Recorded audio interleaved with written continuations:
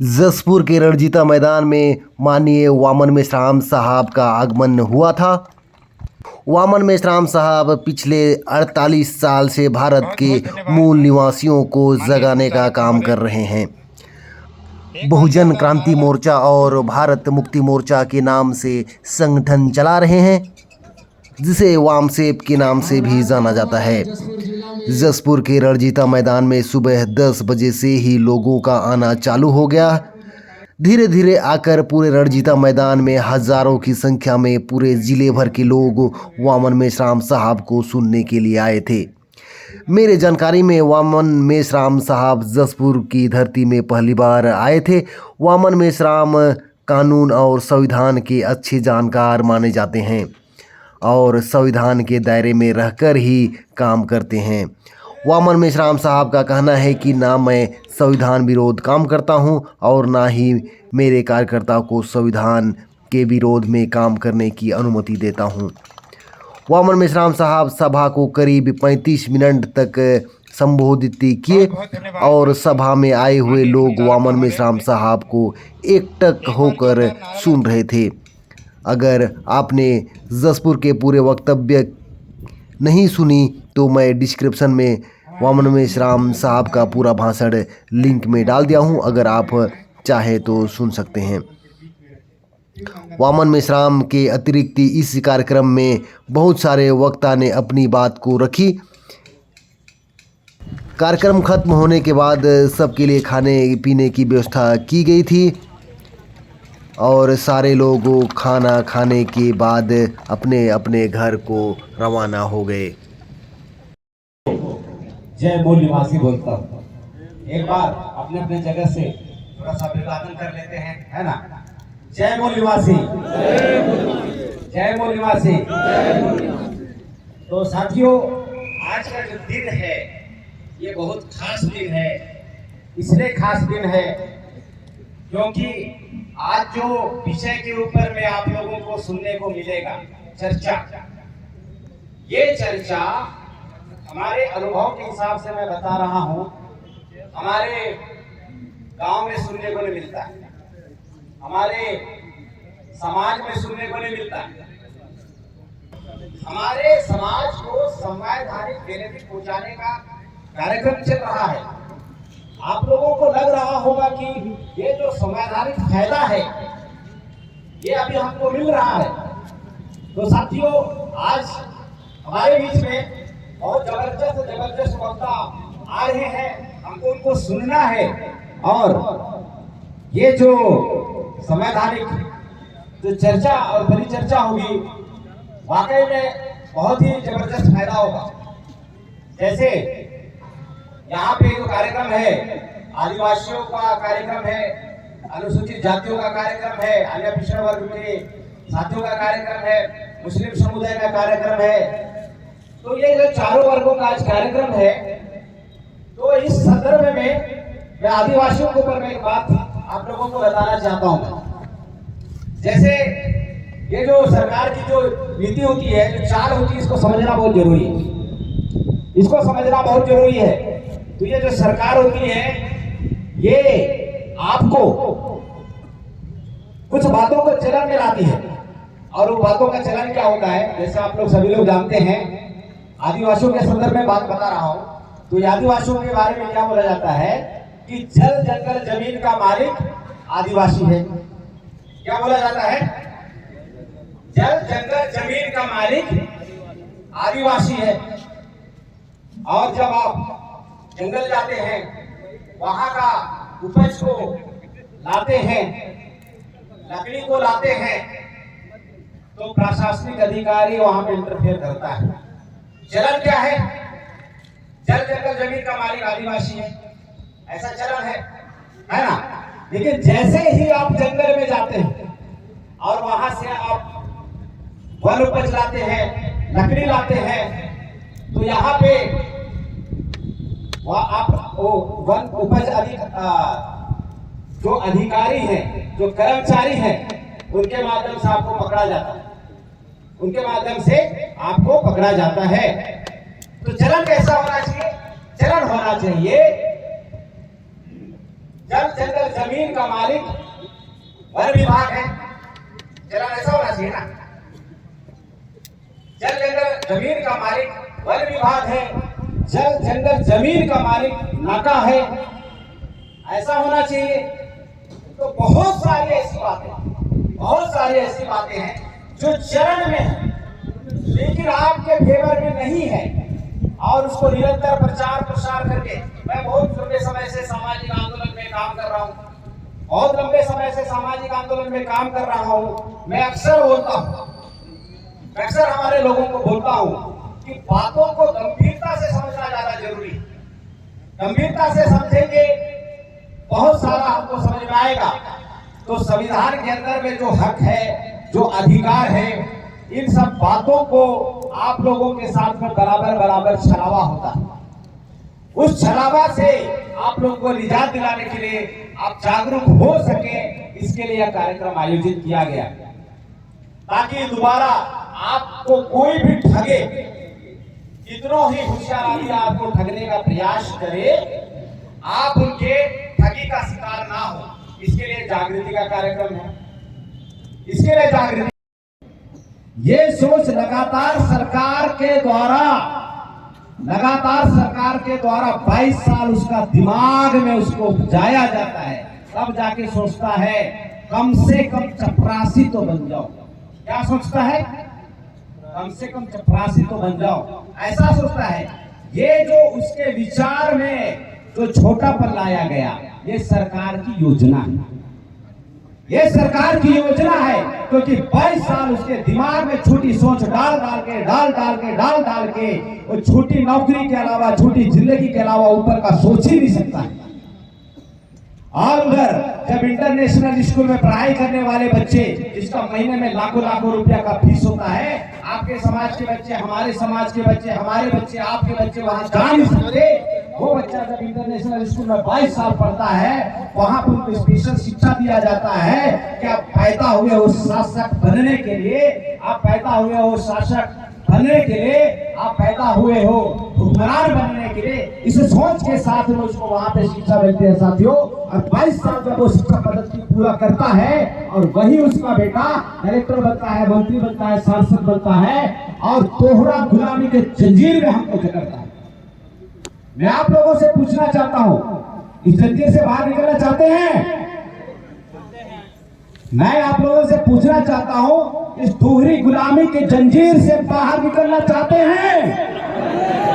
मैं इधर पूछना चाहता हूं मेरी माताओं से, आप इस दोहरी गुलामी के जंजीर से निकालना चाहते हैं? चाहते हैं साथियों, तो वो घड़ी अभी आ रही है सुनने को। ये जो 5 विषय हम लोग रखे हुए हैं, इस 5 विषय में आपको बहुत सारी बातें समझ में आएगी। तो इतना भेदभाव आपके साथ में हर रोज होता है, आपको समझ में नहीं आता, क्योंकि ये जो व्यवस्था है, इस व्यवस्था को निरंतर आपके ऊपर में थोपा जाता है। आप लोगों को लगता है कि सरकार अगर होगा तो अच्छा ही निर्णय होगा। मैं आप लोगों को बताना चाहता हूं कि हमारे देश के अंदर में एक महान क्रांतिकारी शख्सियत पैदा हुए। इस महान क्रांतिकारी शख्सियत का नाम है गौतम बुद्ध। गौतम बुद्ध ने कहा, क्या कहा सुनिए, कोई भी बात को आपको इसलिए आंख मूंद के विश्वास नहीं करना है। कोई सी बात मतलब कौन सी बात? अगर सरकार आपको कोई सी बात अगर आपको बता रही है, कोई भी बात को आंख मूंद के आपको विश्वास नहीं करना है। गौतम बुद्ध बताते हैं, सबसे पहले उस बात को अपने बुद्धि के कसौटी में खरा उतारो। अगर सही है तो मानो, और सही नहीं है तो मत मानो।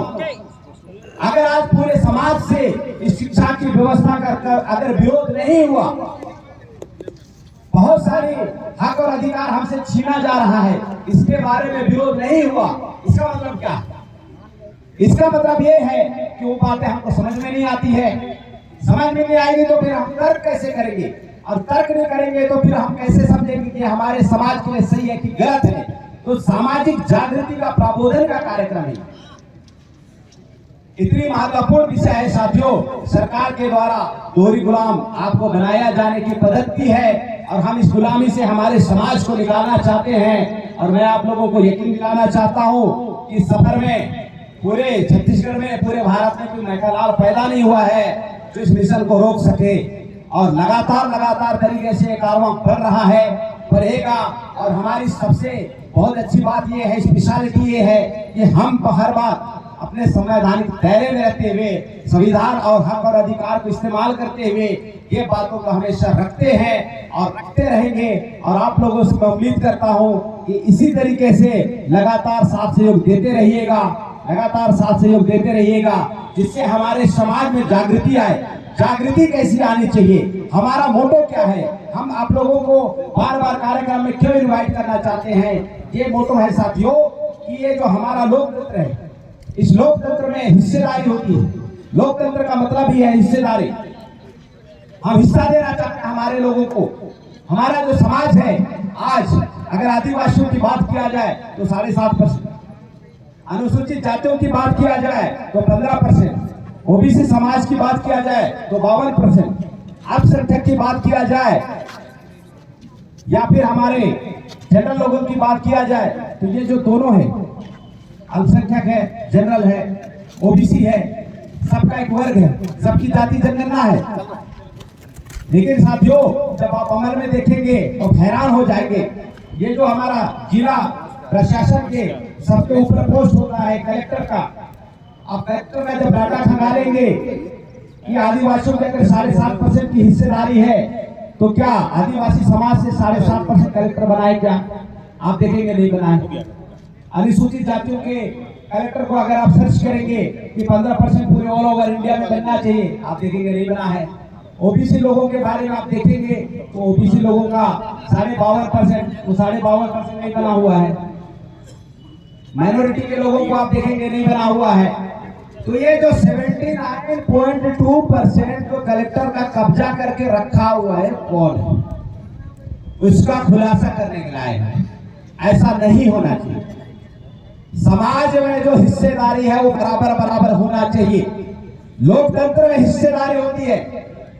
आप लोगों को हिस्सेदारी का मैं बात बता रहा हूं। मैं देहाती आदमी हूं और देहात में बड़ा वक्त बिताया हूं मैं। और हमारे समाज में जमीन का बंटवारा होता है। पिताजी की जो पुश्तैनी जायदाद होती है उसकी बंटवारा होता है। और गांव में लंबे समय रहते रहते मुझे अनुभव हुआ है कि जब भी उस बंटवारा में 19-20 का फर्क आ जाता है। कितना का फर्क आता है? 19-20 का फर्क आ जाता है। दोनों सगे भाई लड़ जाते हैं। कितना ज्यादा लड़ाई होता है?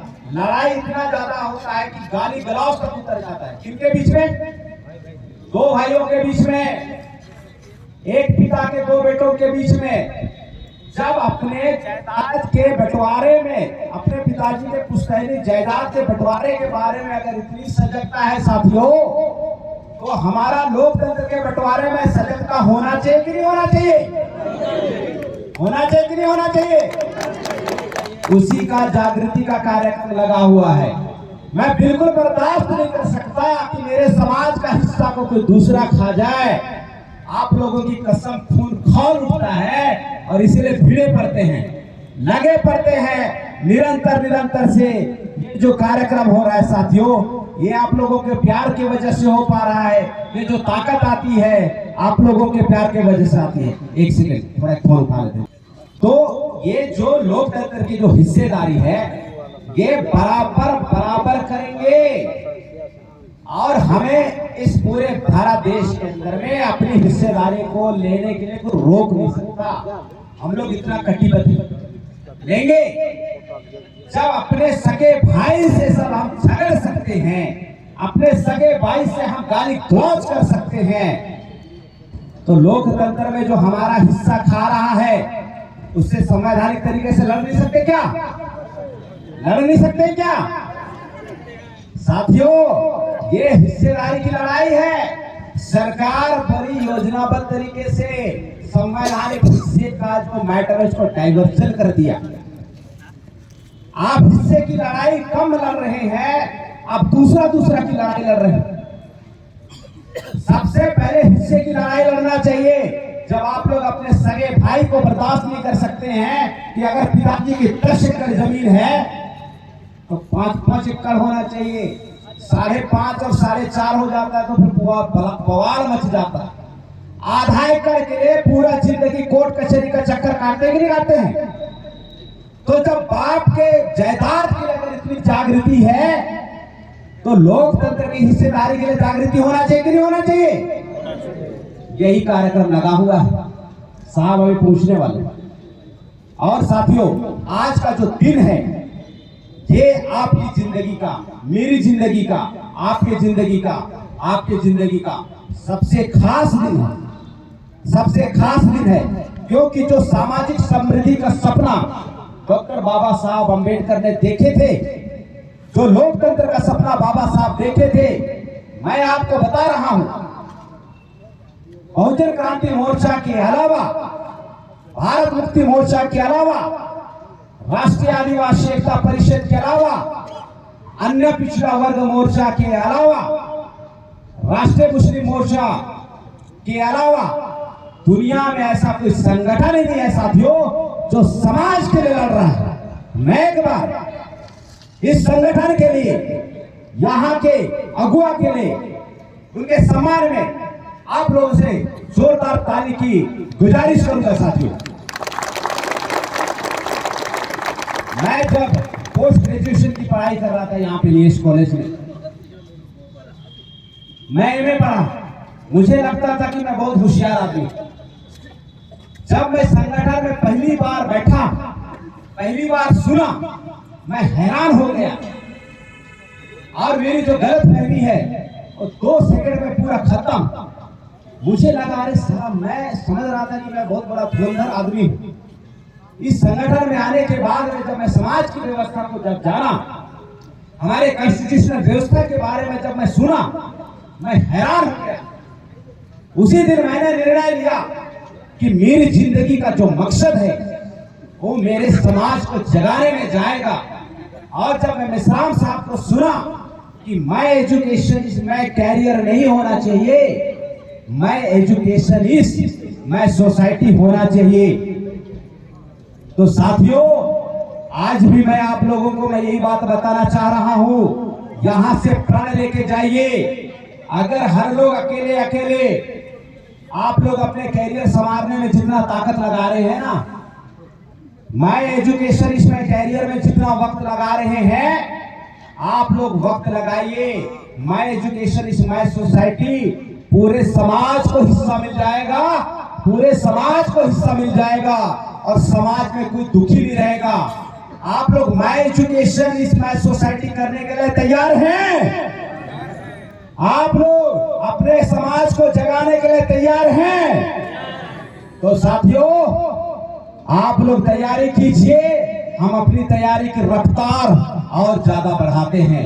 और कसम खुदा की हम लोगों को रोकने वाला पैदा भी नहीं हुआ है, पैदा भी नहीं होगा। साथियों बहुत बहुत धन्यवाद, आप लोगों ने मुझे सुना, समय दिया इसके लिए। और निरंतर लड़ाई का कारवां को जारी रखिए और ये जो जागृति है निरंतर निरंतर इसी तरीके से बना के रखिए। आप सभी साथियों का बहुत बहुत धन्यवाद। जय बोल निवासी।